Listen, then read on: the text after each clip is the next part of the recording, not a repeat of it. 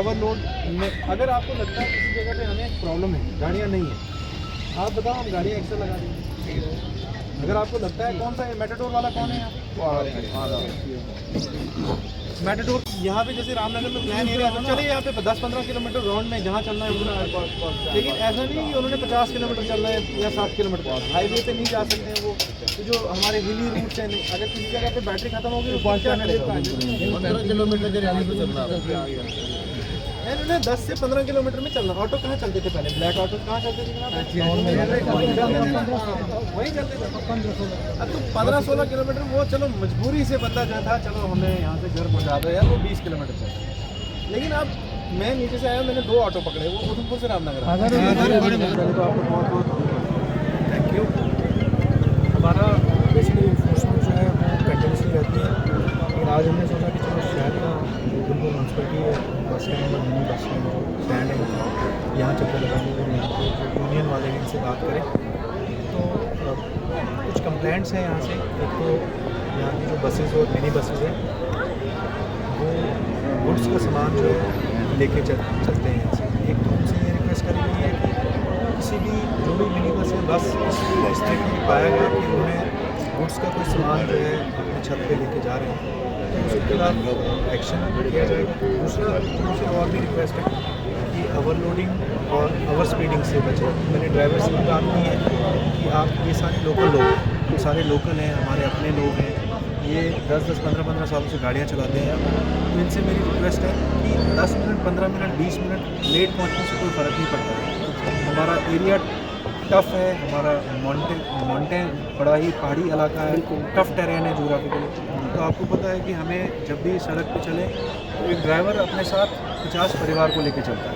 तो हमारी इनसे ये रिक्वेस्ट है कि जब भी आप चलें, आधा घंटा, 15 मिनट, 20 मिनट लेट पहुँचे, इससे कोई फ़र्क नहीं पड़ता है, लेकिन लोग सही सलामत अपनी और बाकी लोगों की हिफाजत करके उनको ठिकाने पे पहुँचाएँ, उनको डेस्टिनेशन पर पहुँचाएँ। ये हमारी अगर अपना बैग है ठीक है, वो बात है कि अपने अपने हर सवारी के साथ अपना अपना कोई ना कोई सामान होता है।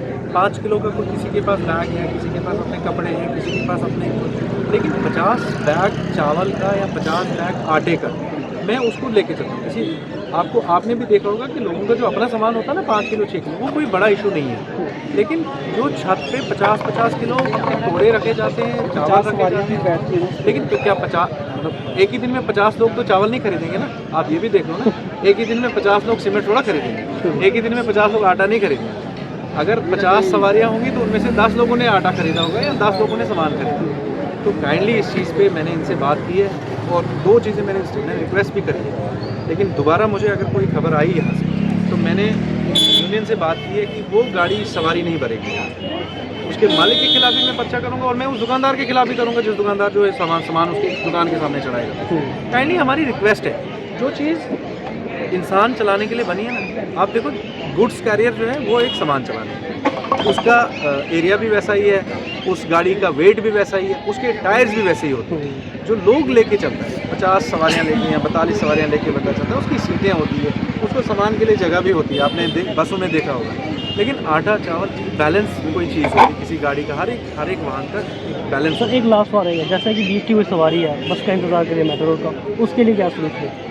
कौन सा? जैसे कोई वेट कर रही है सवारी नहीं है, सवारी कर रही है, देखो वो परेशानी हमें तब आएगी जब हमारा यहाँ से मेट्रो का टाइम अगर होगा, जब हम गाड़ियाँ 10 मिनट 15 मिनट जो हमने टाइम रखा हुआ उसके अकॉर्डिंग जब आप चलोगे ना, तो यहाँ मान लो अगर आपने 10 मिनट में यहाँ निकलना है तो 10 मिनट में ज़रूरी नहीं कि गाड़ी भरी जाएगी, 10 मिनट में 10 ही सवारियाँ होंगी। तो आगे जो रोड में सवारियाँ होंगी वो गाड़ी वाला उन सवारियों को लेके चलेगा। मेन चीज़ है रेगुलेट करने, और वो रेगुलेट मैं नहीं डेली आके यहाँ कर सकता हूँ, वो रेगुलेट यहाँ के लोकल जो लोग हैं जो ये चला रहे हैं उनको करना है। मैंने इनके साथ भी बात की और मैं आपके ज़रिए एक और रिक्वेस्ट करना चाहता हूँ, जहाँ आपको लगता है गाड़ियों की कमी है, आप वहाँ पे कोई भी शख्स परमिट अप्लाई करिए, मैं हफ्ते में आपको परमिट दूँगा। आपने मेटाडोर का परमिट लेना है, आपने बस का परमिट लेना है, आपको लगता है किसी जगह पे सवारियाँ हैं, किसी जगह पे गाड़ी की ज़रूरत नहीं, आप अपने एरिया से किसी लड़के को खड़ा कीजिए, बहुत सारे अनएम्प्लॉयड यूथ हैं हमारे, आप उनको बोलिए आ जाइए, गाड़ी का परमिट मैं हफ्ते में गाड़ी का परमिट दे दूँगा उनको, और लोगों को भी परेशानी नहीं होगी, उसका रोज़गार भी बन जाएगा। तो मेरी ये रिक्वेस्ट है आपसे, आपसे भी रिक्वेस्ट है कि आप बड़ा कोऑपरेट करते हो हमें, लेकिन आप भी एक पॉजिटिव एक अवेयरनेस करो, लोगों के साथ बात करो कि जहाँ ओवरलोड हो वहाँ या कोई ड्राइवर आपको ओवर स्पीडिंग वाला दिखता है, उसको दाड़े नहीं, उसको बोलिए कि ओवर स्पीडिंग से क्या नुकसान हो सकता है, कितने लोगों की जान जा सकती है, ठीक है। अगर उस जगह पे, जिस जगह पे हादसा हुआ है, अगर उस ड्राइवर ने 10 की स्पीड से वहाँ गाड़ी नहीं होती तो कभी यह हादसा नहीं है। हमेशा आपने देखा, अगर आपको पता चले ना कि आज तक जितने एक्सीडेंट होते हैं ना, उसमें 70% इंसानी गलतियाँ होती हैं। अब आपको ज़्यादा नहीं पता, हमें डाटा पता है कि 70% मैकेनिकल फॉल्ट नहीं होता गाड़ी का। अगर मैकेनिकल फॉल्ट पे अगर बंदा चलाने वाला सही हो ना, तो उसको कहीं ना कहीं ठिकाने पे पहुंचा देगा। 70-80% जो एक्सीडेंट्स होते हैं वो इंसान की खुद की गलती है। तो इसमें यही रिक्वेस्ट है कि वो जो 70% जो मशीन का, उससे कोई ताल्लुक नहीं, उसको तो हम रोक सकते हैं, जो हम तक उसको हम रोक सकते हैं, उसको इन ड्राइवरों ने रोकना है, उसको यहाँ के लोगों ने रोकना है। तो मेरी रिक्वेस्ट आपसे यही है कि ऐसा कोई हादसा, हम भगवान से, अल्लाह से दुआ करते हैं कोई ऐसा हादसा ना हो, इस एरिया को सेफ रखें। सर, रामरपुर लाने के लिए पिछले दिनों आपके द्वारा बस पर कार्रवाई की गई, 3 महीनों के लिए आरसी सस्पेंड की गई, लेकिन उसके बाद उसकी जगह कोई और बस नहीं, जिसकी वजह से मैं उसी के लिए बात करने आया था। राम कहाँ के लिए बात कर रहे थे? लड़ाना के लिए। मैं इनसे बात करी अभी कि अगर हमें लगता है कि वहाँ पे गाड़ी नहीं है तो हम गाड़ी का ट्रिप बढ़ा दें। अगर 2 गाड़ियाँ चलती हैं, अगर वो एक ही फेरा लगा दें, हम ऐसा करेंगे कि वहाँ पे कोशिश करेंगे 2-2 फेरा लगा दें।